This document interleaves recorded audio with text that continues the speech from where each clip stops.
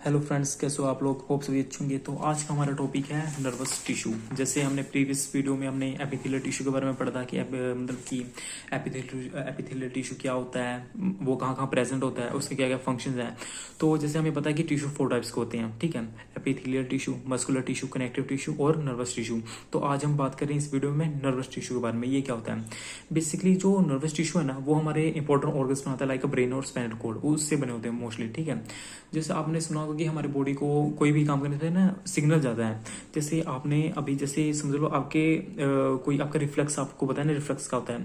जैसे आप कोई आपकी तरफ बॉल फेंक रहा है, तो आप इंस्टेंटली उसकी तरफ से मतलब अपना अपने आप शरीर को हटाएंगे या फिर अपना हाथ आगे कर देंगे उससे बचने के लिए, ठीक है। एक सबका रिफ्लेक्स है। अब ये कैसे जनरेट हुआ आपकी बॉडी में? देखो, जैसे बॉल आपकी तरफ आ रही है, आपके ब्रेन को सिग्नल गया कि देखो बॉल मेरी तरफ आ रही है, कुछ करो।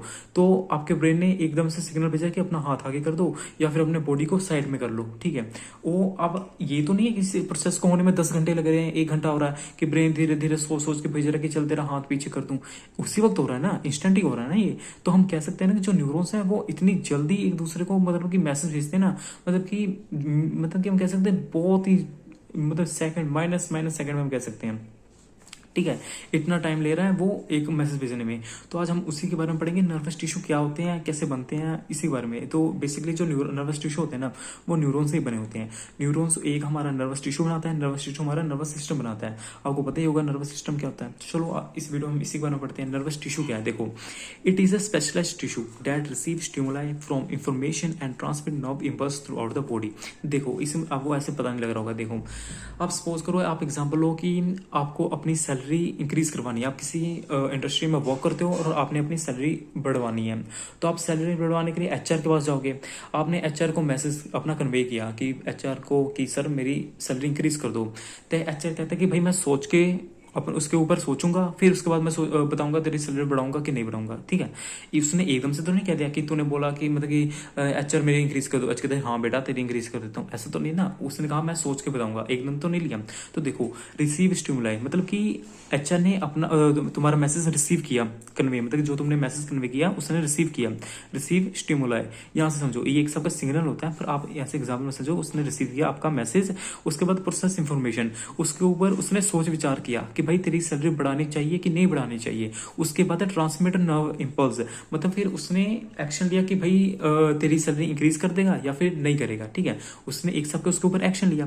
तो हम कह सकते हैं ना कि जो ये टिश्यूज है, ये एक तो पहले स्टिमुलाई मतलब जो मैसेज है वो रिसीव करते हैं, उसके बाद उसके ऊपर सोच विचार करते हैं कि क्या एक्शन लेना है, और उसके बाद में एक्शन ले लेते हैं, ठीक है। समझ लो आपकी तरफ बॉल आ रही है, उसको ये स्टिमुलाई मिला ब्रेन को, उसके बाद ब्रेन ने सोचा कि तेरा हाथ आगे कर दूं बॉल से बचने के लिए, फिर उसने एक्शन ले ही लिया। तो बॉल के सामने अब तुम्हारा हाथ कर देगी, तुम्हारी बॉल ना बजे, ठीक है।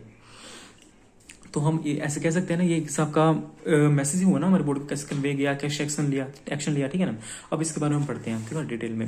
देखो, it forms a main tissue, हमारे मेन टिश्यू बनाते हैं ब्रेन, स्पाइनल कॉर्ड, नर्व्स वगैरह, ठीक है। अब ये इसके फंक्शन क्या है? सेंसरी फंक्शन है, कंडक्टिव फंक्शन है, इंटरग्रेटिव फंक्शन है, मोटर फंक्शन है। आपको ऐसे समझ नहीं आएगा। अब देखो, यहाँ से नर्वस टिश्यू एक्चुअल में शुरू है, ठीक है। अब जैसे एग्जाम्स में आ गया कि भाई explain the nervous tissue in 10 marks, ठीक है, या फिर इन 15 मार्क्स। तो आप ना ये जो मैं बताऊंगा ना वो इनफ है, इतना लेंथ इनफ है एग्जाम के लिए। अब जैसे मोस्टली तो इंडिविजुअल टॉपिक पूछ लेते हैं 5 मार्क्स में, न्यूरॉन्स क्या होते हैं, ठीक है। जैसे नर्वस टिश्यू ना 2 पार्ट्स में, इट हैव 2 पार्ट्स में, 2 पार्ट्स होते हैं इनके, न्यूरॉन्स एंड ग्लियल सेल्स। ये इन 2 पार्ट से बने होते हैं, न्यूरॉन्स से और ग्लियल सेल्स से, ठीक है। अब देखो, न्यूरॉन्स ये ना इंडिविजुअली टॉपिक भी आता है एग्जाम्स में, मोस्टली 5 मार्क्स में आता है, 7 मार्क्स में आता है, वो डिपेंड करता है, ठीक है, एग्जाम कौन से है। उसके बाद ग्लियल सेल्स है, ये तो मोस्टली 2 मार्क्स में ही आता है, इतना नहीं आता है क्योंकि इतना इंपॉर्टेंट नहीं होता, बट इसका छोटा सा ही है। वैसे होता तो आ भी सकता है, कह नहीं सकते, बट न्यूरॉन्स तो आता ही आता है भाई, ये बहुत क्वेश्चन रिपीट होता है, ठीक है। अब देखो, एक न्यूरॉन ने नर्वस टिश्यू बनाया, नर्वस टिश्यू ने नर्वस सिस्टम बना दिया, ठीक है। अब हम पढ़ते हैं न्यूरॉन्स क्या होते हैं। ये न्यूरॉन की डायग्राम है, आप समझ सकते हो देख के, बचपन से पढ़ते आ रहे हो न्यूरॉन कैसा होता है, ठीक है। अब ये क्या है? न्यूक्लियस है, कि यहाँ के अंदर प्रेजेंट है, ये एक सेल बॉडी के अंदर, ये सेल बॉडी है, इसके अंदर क्या प्रेजेंट है? न्यूरॉन, ओ सॉरी न्यूक्लियस, ठीक है। ये ब्रांचेस क्या है भाई? ब्रांचेस है हमारे डेंड्राइट्स, ठीक है।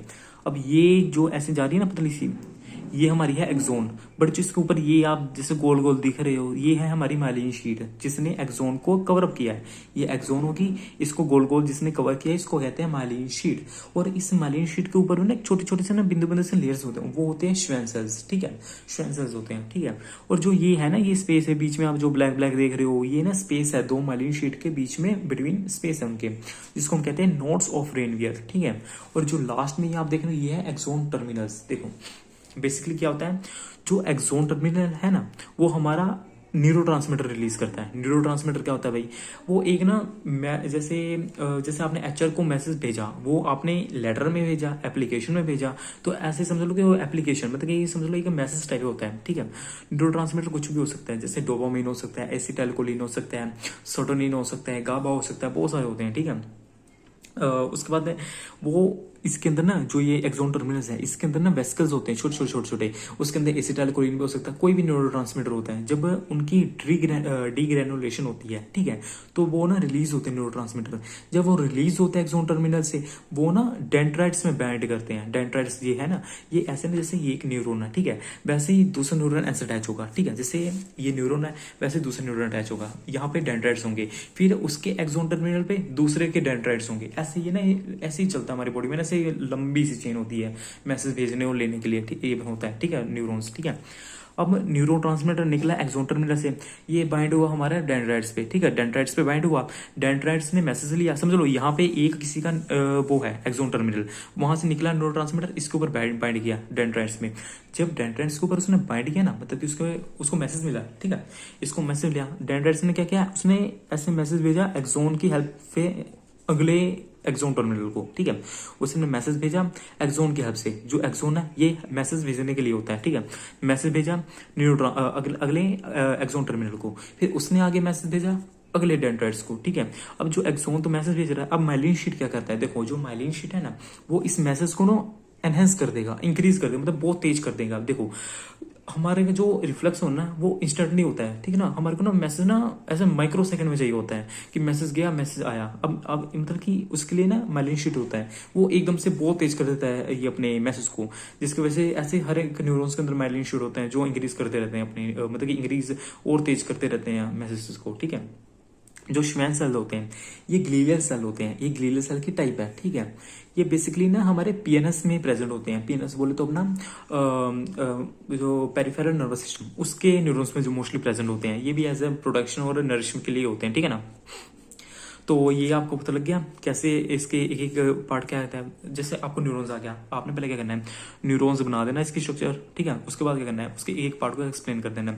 जैसे सेल बॉडी क्या होता है, इट कंटेन्स द न्यूक्लियस, ठीक है, न्यूक्लियस क्या होता है भाई, it controls the neurons. Dendrites क्या होता है, it receive the impulse from axon terminal, ठीक है। एक्सोन टर्मिनल क्या होता है, इट कन्वेज द इम्पल्स और it sends the impulse to next dendrites, ठीक है, नेक्स्ट न्यूरॉन्स या डेंड्राइट्स, ठीक है, मतलब ऐसे बोल सकते हैं इसको, मतलब अलग दूसरे को मैसेज भेजता है, ठीक है। श्वेन सेल्स क्या होते हैं, नरिश और प्रोटेक्ट द एक्सोन टर्मिनल्स, ठीक है, एक्सोन्स। माइलिन शीट क्या होता है, it also protects or it also protects the axons as well as it enhance the messages which are conveyed by the dendrites to next axon terminal, ठीक है, मतलब कि ये एनहांस कर देता है मैसेज को जो आ रहा है हमारे डेंड्राइट से एक्सोन टर्मिनल को, ठीक है। अब जैसे डेंड्राइट्स के रोल हमें पता लग गया, इनोज the transmission of neurotransmitter reverse the signals, वही बात है जो मैंने बताया, जो एक्सोन टर्मिनल है जिससे मैंने बताया कि इसके अंदर हमारे न्यूरोट्रांसमीटर्स बनते हैं, ठीक है। अब जैसे यहाँ पे एग्जांपल दिया गया एसिटाइलकोलिन का, एसिटाइल किससे बना होता है, एसिटाइल कोएंजाइम प्लस कोलिन से, ठीक है। तो पता लग गया जो हमारे जैसे ना एसिटाइलकोलिन है ना, ये इसके ना जो मेन फंक्शन होता है ना, वो सिक्रीशन को इंक्रीज करना होता है। मतलब कि आपने कभी सुना होगा कि भाई पेट में अल्सर्स होते हैं, स्टमक में अल्सर होते हैं, क्यों होते हैं, इसके पीछे बहुत रीजंस होते हैं। या फिर एसिड की जो सिक्रीशन होती है ना हमारे स्टमक में, वो बहुत इंक्रीज हो जाती है, बहुत ज्यादा एसिड बनने लगता है हमारे बॉडी में, ठीक है, जिसकी वजह से गैस वगैरह भी हो जाती है, उसकी प्रॉब्लम भी होती है गैस की, ठीक है। और एक होता है कि हमारी जो म्यूकोजल लेयर होता है ना स्टमक के अंदर, वो प्रोटेक्ट करता है इस एसिड से। अगर म्यूकोजल लेयर हमारा थिन होने लग पड़े, पतला होने लग पड़े, तो एसिड डायरेक्टली एक्ट करेगी उस वॉल पे, स्टमक की वॉल पे डायरेक्टली उस पर अटैक करेगी, जिसकी वजह से अल्सर्स हो जाएंगे। ठीक है, तो बेसिकली जब अगर अल्सर्स हो गए तो ना हम ना एसिटाइल कोलिन के ना इनहिबिटर्स देते हैं, ब्लॉकर्स देते हैं, एट्रोपिन वगैरह, जो कि ना एसिटाइल कोलिन जिस रिसेप्टर पर बाइंड होता है ना M3 रिसेप्टर पे, वो ना उसको बाइंड नहीं होने देता। अगर वो बाइंड नहीं होगा तो सिक्रीशन होने नहीं देती, एसिड की सिक्रीशन डिक्रीज होती है। या फिर हम पेंटाप्रोजोल वगैरह देते हैं, आपने कभी सुना होगा कि या फिर हम बहुत सारे होते हैं अपने सुग्राल फेड वगैरह देते हैं, बहुत सारे ड्रग्स हैं, फार्माकोलॉजी में पढ़ोगे आप आगे। तो आप बेसिकली इतना याद रखो, जो एसिटाइलकोलिन है सिक्रीशन को इंक्रीज कर देता है, चाहे कोई भी सिक्रीशन हो, वो चाहे स्लाइवा की सिक्रीशन हो, चाहे अपनी स्वेट की सिक्रीशन हो, सारी सिक्रीशन इंक्रीज करता है। अपना जो अपना हार्ट बीट है उसको रिड्यूस कर देता है, ब्लड प्रेशर को रिड्यूस कर देता है।